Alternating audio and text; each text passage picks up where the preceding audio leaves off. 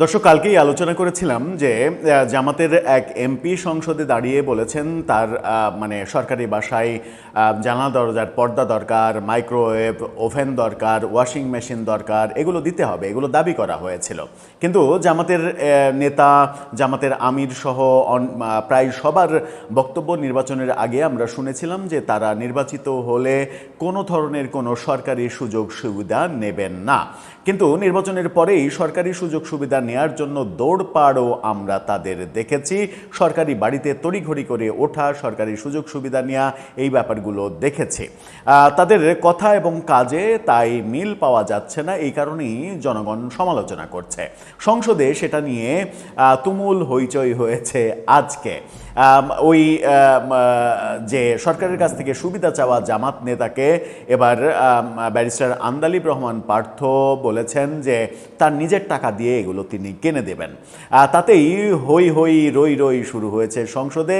প্রধানমন্ত্রী সহ হাসাহাসি করেছেন, পাল্টা উত্তর দিয়েছেন আবার জামাতের আমির। চলুন একটু সংসদে কি হচ্ছে ব্যক্তিগত চাওয়া পাওয়া নিয়ে।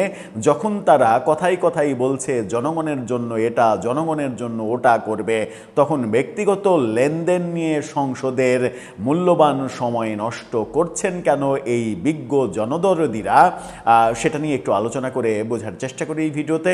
থাকবেন পলিটিক্স টিভির নিয়মিত আয়োজনে।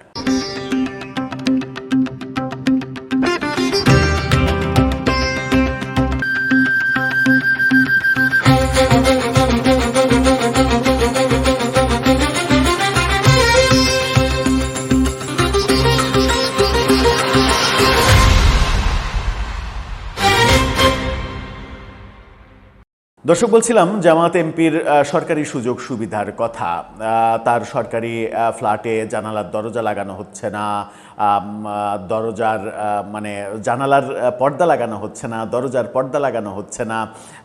এই ব্যাপারগুলো, ওয়াশিং মেশিন দরকার, মাইক্রোওয়েভ ওভেন দরকার। আপনি পর্দার কথাটা হয়তো বলতে পারেন, কিন্তু ওয়াশিং মেশিন আপনাকে কিনে দিতে হবে, মাইক্রোওয়েভ ওভেন আপনাকে কিনে দিতে হবে সরকারি টাকায়।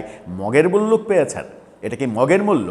মুখে বলবেন বড় বড় নীতি কথা, বেশভূষা লেবাসে আপনি দেখাবেন কত বড় ইমানদার, কত বড় নীতিবান মানুষ, আর সংসদে গিয়ে মাইক্রোওয়েভ ওভেন কিনে নিতে চাইবেন সরকারের টাকায়।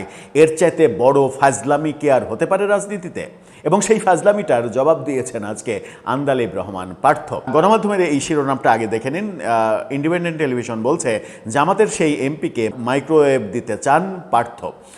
পার্থ যেটা করেছেন সেটা হচ্ছে যে তার বক্তব্যে তিনি বলেছেন যে জামাতের ওই ভাইকে আমি আমার টাকায় মাইক্রোওয়েভ ওভেনটা কিনে দিতে চাই। এবং তিনি বলছেন যে মাননীয় প্রধানমন্ত্রীকে আমি অনুরোধ করতে চাই যে তার পকেটের টাকা দিয়ে তার জন্য একটা ওয়াশিং মেশিন কিনে দেবেন তিনি।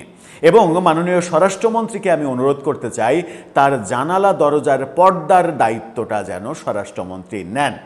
এই বক্তব্য যখন আন্দালিব রহমান পার্থ দিয়েছেন, খুব স্বাভাবিকভাবেই জামাতের এনসিপির নেতারা তেলে বেগুনে জ্বলে উঠবে। এটাই তো স্বাভাবিক, কারণ এরকম উচিত কথা মুখের উপরে বলার ব্যাপারটা তো সবার পক্ষে সম্ভব নয়। কিন্তু আন্দালিব রহমান পার্থ তো একেবারে যাচ্ছে তাই রকমের টকবগে তরুণ, এবং একেবারে মুখের উপরে যা ইচ্ছা তাই বলে দিতে পারেন। তিনি কোনো রাগ ঢাক করে কথা বলেন না।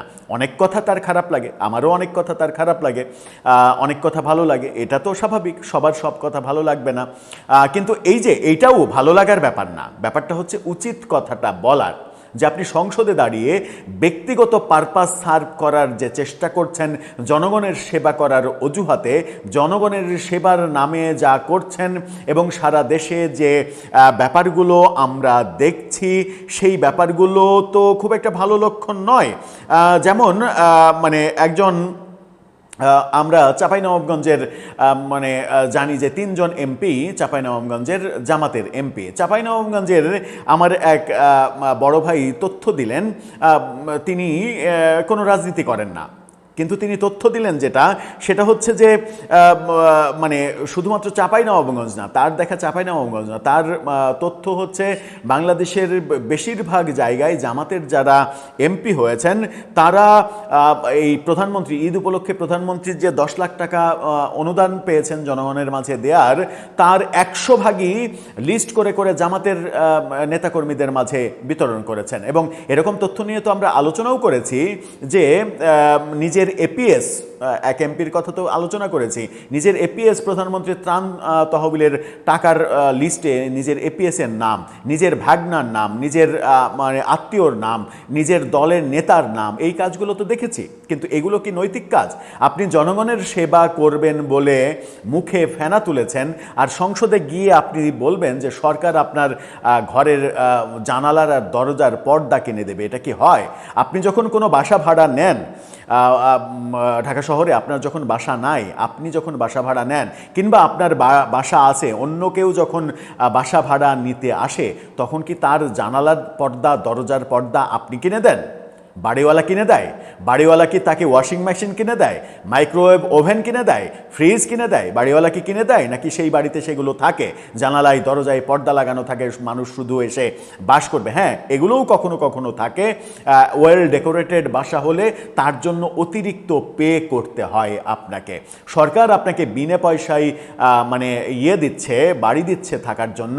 আপনি সেই বাড়ির পর্দার টাকা চাচ্ছেন, জানালার দরজার পর্দার টাকা চাচ্ছেন। আপনি বিলাসিতা করবেন, আপনি মাইক্রোওয়েভ ওভেনে আপনার খাবার গরম করে খাবেন, এই জন্য ওভেন কিনে দিতে হবে আপনাকে। আপনি মানে বাথরুমে কাপড় কাচবেন না, ওয়াশিং মেশিনে কাপড় কাচবেন, বিলাসিতা করবেন, সেই কারণে সেই ওয়াশিং মেশিন সরকারকে কিনে দিতে হবে। এই বক্তব্য সংসদে যখন দেন, তখন প্রফেসর ইউনূসের থিওরি এখানে প্রমাণিত হয়ে যায়। প্রফেসর ইউনূস প্রধান উপদেষ্টা হয়ে যেমন নিজের আখের গোছাতে ব্যস্ত ছিলেন, জনগণের কাছে শুধুমাত্র বুলি ছেড়েছেন, ফাঁকা বুলি, যে সারা পৃথিবী থেকে আমার কাছে দরখাস্ত আসছে, অমুক দরকার, অমুক এতজন লোক দাও, অতজন লোক দাও, এই দরখাস্ত আসছে, আমি দরখাস্ত পড়ে ফুরাতে পারছি না। এরকম ফাঁকা বুলি দিয়ে রাজনীতি হয় না। ফাঁকা বুলি দিয়ে প্রফেসর ইউনূসের মতো 1.5 বছর হয়তো ক্ষমতায় থাকা যায়, কিন্তু ফাঁকা বুলি দিয়ে জনগণের মন জয় করা যায় না। যখন এই কথাটাতে মানে পার্থ যখন এই কথাগুলো বললেন, তখন জামাতের আমির সেটার প্রতিবাদ করলেন, বললেন যে তার কাছ থেকে কিনে চেয়েছে কে?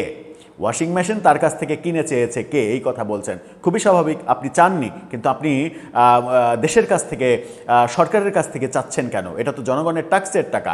জনগণ ট্যাক্স দিচ্ছে যে টাকা, সেই টাকা দিয়ে আপনি আপনার ঘরে বিলাসিতা করবেন, আর এই জন্য আপনাকে আমরা এমপি বানিয়েছি।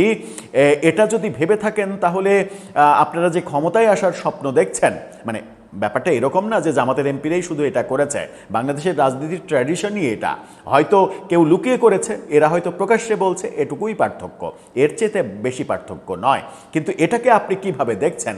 যারা প্রতি মুহূর্তে নীতির কথা বলে, নীতি আওড়ায়, ধর্মের কথা বলে রাজনীতি করে, তারা এরকম কথা যখন বলছেন, তখন সেটাকে আপনি কিভাবে নিচ্ছেন জানিয়ে লিখতে পারেন আমাদের কমেন্ট বক্সে।